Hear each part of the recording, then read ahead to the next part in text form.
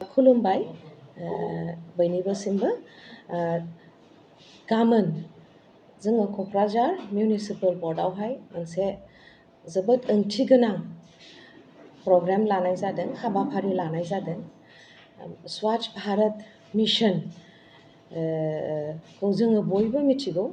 बयनिबो खुगा खुगा स्वच्छ भारत मिशन होननाया स्ल'गानल' नङा, बयबो बेखौ सांग्रांथि हिसाबै लानानै बयनिबो खुगा खुगा जोङो दाना स्वच्छ भारत मिशननि खोथाखौ बा हाबाफारिखौ जोङो लालायलायसै जेरावबो।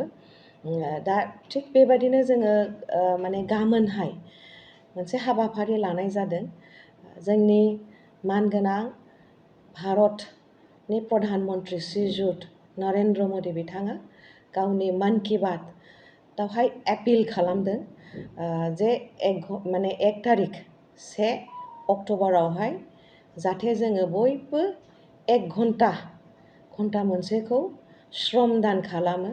जोङो माने सांग्रांथि लाबोनो थाखाय जोङो जायगा जायगा जोंनि गामियानो जा, नोगोरानो जा, सहरानो जा, गासिबो अल अभार दा कान्ट्रि नैबे हाबाफारिखौ लानाय जादों। आरो बाहाय जोंबो क'क्राझार मिउनिसिपाल बर्डनिफ्राय बे हाबाफारियाव बाहागो लागोन। जों बयबो मिथिगौ जोंनि राष्ट्रपिता महात्मा गान्धीनि जोनोम साना 2 अक्ट'बराव, जायखौ जोङो गान्धी जयन्ती होननानै फालियो। बाहायबो जोङो जोबोद गाजा गोमजायै जोङो गान्धी जयन्तीखौ फालिनो लादों। आरो बिनि थाखायनो सानसे आगोल 1 अक्ट'बरावहाय जोंनि प्रधान मन्त्रिया खावलायनाय बादियै जोङो बयबो 1 घन्टानि हाबाफारि लादों, 10टानिफ्राय 11टासिम। जोंनि क'क्राझार मिउनिसिपाल बर्डआवहाय 10टा वार्ड दङ। दा बाहाय गासिबो वार्डआवनो जोंनि ward commissioners, self help group, NGO बा जायहा गोसोआव स्वच्छ भारत मिशन बा गावनि आबहावा जायगाखौ साखोन सिखोन लाखिनायाव जायहा सांग्रांथि दं, बिथांमोनहा जों बाहागो लागोन।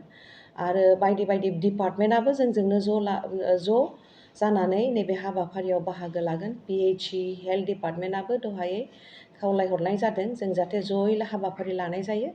आरो बे हाबाफारिखौ जोंनि मानगोनां सानजा क'क्राझारनि MLA श्रीजुत लरेन्स इस्लारिया गाहाय आलासि महरै फैनानै बेखेवफैगोन। आरो जोङो माने गासिबो क'क्राझारनि थागिबि बिथांमोनखौ गोसो गोरबोयै जोङो गुरैयै हामलायनाय बावनानै जोङो खावलायनो सानदों जाहाथे नैबे हाबाफारियाव बाहागो लानानै जोंनि क'क्राझार नोगोरखौ साब सिखोन लाखिनायाव जोंखौ मदद होयो। जोंहा बयबो मोनसे थांखि दङ, क'क्राझारखौ जोङो जाहाथे गार्बेज फ्रि, आबहावाखौ जोङो मोजां खालामनो हायो, पलिउसन फ्रि खालामनो हायो। जोंनि BTRनि चिफ मानगोनां प्रमद बर' सारा क'क्राझार हेडक्वार्टार अफ बड'लेण्ड टाउनखौ सिटि अफ पिस बा गोजोननि नोगोर होननानै जे बिबुं होदों, बेखौ जोङो थारैनो लाखिनो हायो। जों बयबो मिथिगौ जुदि जोङो जोंनि नोगोर, जोंनि सोहोरखौ साखोन सिखोन लाखिनो हायो, साफा लाखिनो हायो, क्लिन जुदि जों दोननो हायो, ग्रिन जुदि जों दोननो हायो, होमबासो जोङो बेखौ माने इन ट्रु सेन्स गोजोननि नोगोर होननानै जे बिमुङा आसल मिनिंखौ जोङो होमबासो मोनगोन। ओंखायनो जोङो गुरैयै खावलायनो सानदों जाहाथे गाबोनहाय बयबो जोंजों बाहागो लाफैयो। नैबे क'क्राझार सोहोरखौ, नोगोरखौ स्वच्छ भारत मिशननि जे थांखि लानानै सांग्रांथि मेल लिंदों, बाहाय बयबो जाहाथे बाहागो लाफैयो।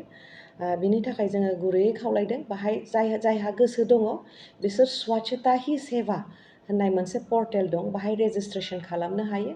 रेजिस्ट्रेसन खालामनानै जोङो गासिबो जोंनि वार्डआवहायनो बे साखोन सिखोन खालामनायनि हाबाफारिया जागोन। आरो जोङो बे हाबाफारियाव जाय बाहागो लादों बिथांमोनहा गावनि फट'खौ माने क्लिक खालामनानै आपल'ड खालामनो हागोन।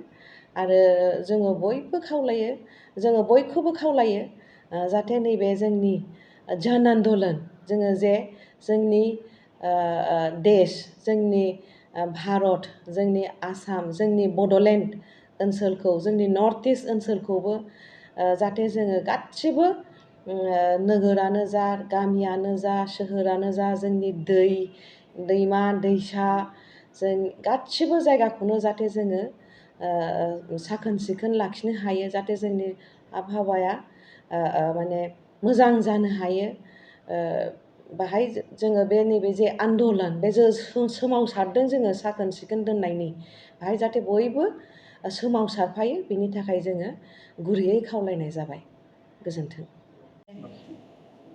1 घन्टा श्रम दाननि जे नैबे प्रग्राम हाबाफारिखौ लानाय जादों 1 थारिख अक्ट'बरावहाय 2 अक्ट'बरावहाय बेयो जोङो 10टानिफ्राय 11टायाव लानाय जादों आरो मेगा जे इभेन्ट जागोन जोंनाव जेरावहाय जोंनि गाहाय आलासि महरै नुजाफैगोन जोंनि MLA सारा बेखौ जोङो गान्धी पार्क महात्मा गान्धी पार्कनि दावहायनो जोङो लानाय जादों जाहाथे जायहा गोसो दङ बेयो जोंजोंनो नैबे हाबाफारियाव बाहागो लानो हागोन सेरफांगुरियाव बाजाज बाइक लानो गोसो गुदुं सुबुंफोरनि थाखाय गाहाम खौरां सेरफांगुरियाव थानाय पंका एन्टारप्राइज बाजाज शोरूमा फैगौ 25 सेप्तेम्बरनिफ्राय 25 सेप्तेम्बरसिम मेगा लन काम एक्सचेन्ज मेला खुंफुंगोन बायगिरि बिथांमोननो RC इन्सुरेन्स लाफानानै 10,999 रां बेसेनावनो लवेस्ट डाउन पेमेन्ट होनानै बाइक लानो हागोन आरो 500 रां होग्रोनानै गोसोबायदि बाइकखौ आवग्रिना दोननो हागोन नोंथांमोना सेरफांगुरियाव थानाय पंका एन्टारप्राइज बाजाज शोरूमजों लोगोसे कसुगाव फेस्टिभ आउटलेट आरो सराइबिल फेस्टिभ आउटलेट ब्रान्च शोरूमावबो खुंफुंजानाय मेगा लन काम एक्सचेन्ज मेलायाव फैनानै नोंथांनि लुबैनाय बाजाजनि बाइकखौ लांफैनो हागोन पंका एन्टारप्राइज बाजाज शोरूमा लोगोसे मोजां अफार लाफादेरदों 5 लिटार पेट्रल फ्रि गंनि हेलमेट फ्रि केस होनानै बाइक बायगिरिफोरनो 2,000 रां केशबेक हरफिननाय जागोन आरो मेगा लन काम एक्सचेन्ज मेलायाव बाइक बायगिरिफोरनो 1 बोसोरनि थाखाय 2 खेब फ्रि वाशिं होनाय जागोन